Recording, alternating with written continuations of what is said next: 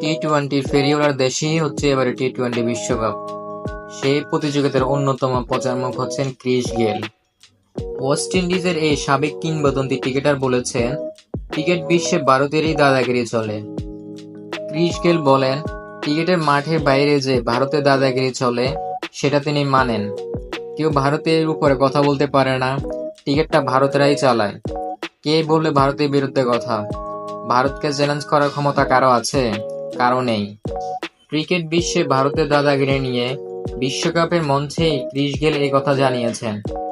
দেশের টিকিটের বদলে আইপিএলকে গুরুত্ব দেওয়া উচিত বলেও জানান ক্রিস গেল।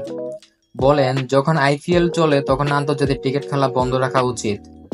ক্রিস গেল আরো বলেন, আইপিএল এমন সময় হওয়া উচিত যখন অন্য দেশে কোনো খেলা থাকে না।